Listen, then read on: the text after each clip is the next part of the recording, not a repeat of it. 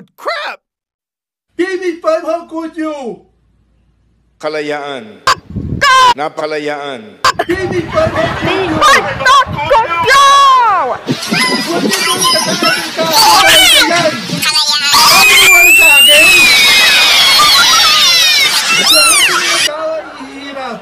Lahat ng mga tao ay ihirap!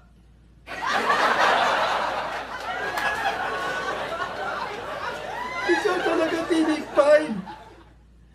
Ayaw mo maniwala sa akin? TV5?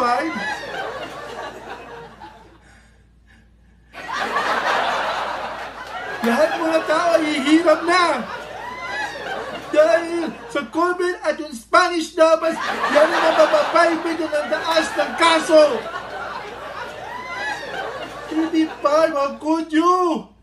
2 months ang gusto!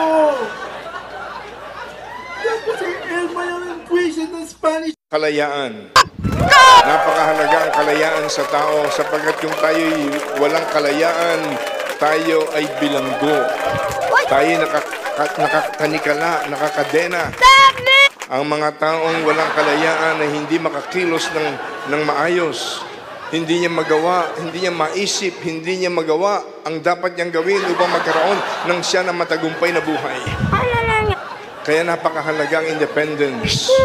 Kapag ang independence o freedom o liberty o ang kalayaan ay sinusupil ng sino man, ang mga mamamayan at taong bayan ay dapat tumayo, tumindig at ipaglaban ang kalayaan. Sapagkat ang kalayaan ay the most precious gift from God, second to the gift of eternal life. Kalayaan. Napakahalaga ang kalayaan sa tao sapagkat kung tayo'y walang kalayaan, tayo ay bilanggo. Tayo nakatanikala, nakakadena. Ang mga taong walang kalayaan ay hindi makakilos ng maayos. Hindi niya magawa, hindi niya maisip, hindi niya magawa ang dapat niyang gawin upang magkaroon ng siya na matagumpay na buhay.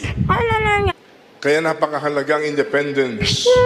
Kapag ang independence o freedom o liberty o ang kalayaan ay sinusupil ng sino man, ang mga mamamayan at taong bayan ay dapat tumayo, tumindig at ipaglaban ang kalayaan.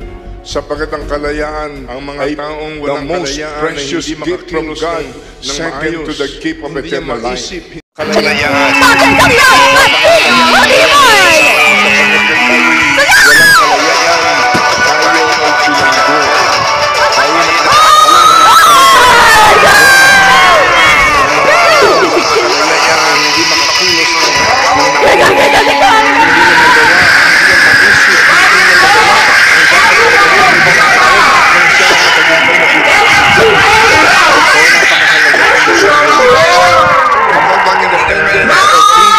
Liberty o ang kalayaan ay sinusupil ng sino man, ang mga mamamayan at taong bayan ay dapat tumayo, tumindig at ipaglaban ang kalayaan.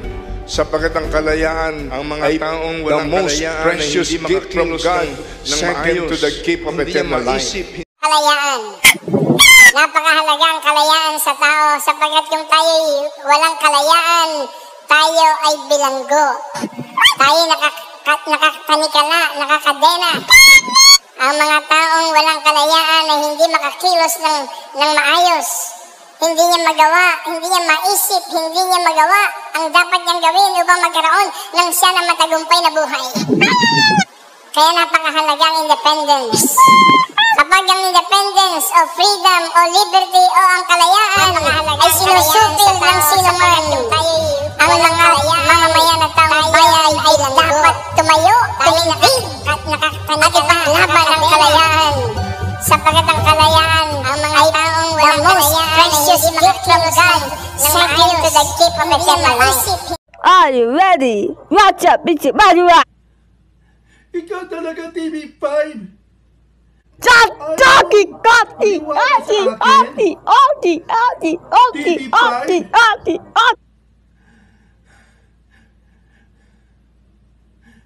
Lahat mga tao ay hihirap na! Don't hate. Dahil sa COVID at yung Spanish Damas, yan ang nabababay doon ng taas ng kaso. No, he, TV5, how could you? Gosmat na sa gusto. no. Tapos si Elma yung puwisit ng Spanish Dama ng Bride. 你跑，你搞，你搞，来，是我们，别的慢远。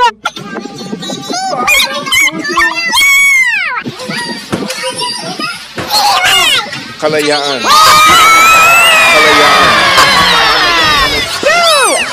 Kalayaan. Napakahalagang kalayaan sa tao sa pagkakataon. Walang kalayaan.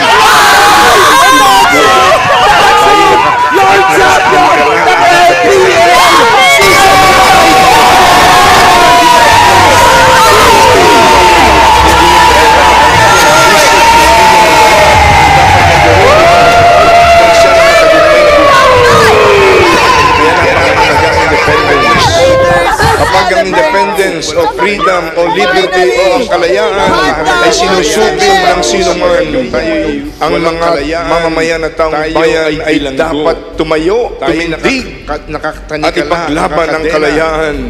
Sapagkat ang kalayaan ay the most precious gift from God, second to the gift of eternal life. Ang programang ito ay rated XPG. Striktong patnubay at gabay ng magulang ang kailangan. Maaaring may masaselang tema, lengguwahe, karahatan, sexual, horror o droga na hindi angkop sa mga bata. Humanda na sa katatawanan at katatakutang hatid ng Spooky Valentine. Kasama ang Milo Overload. Babala, ang susunod na palabas ay naglalaman ng mga nakikinig sa Walang kalayaan, tayo ay bilanggo.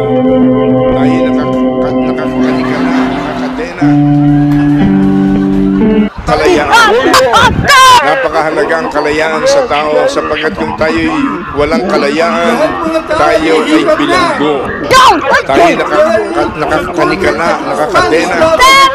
Ang mga taong walang kalayaan ay hindi makakilos ng maayos. Hindi niya magawa, hindi niya maisip, hindi niya magawa ang dapat niyang gawin upang magkaroon ng siya na matagumpay na buhay. Kaya napakahalaga ang independence. Kapag ang independence o freedom o liberty o ang kalayaan ay sinusubing ng sino man, ang mga mamamayan at taong bayan ay dapat tumayo, tumindig at ipaglaban ang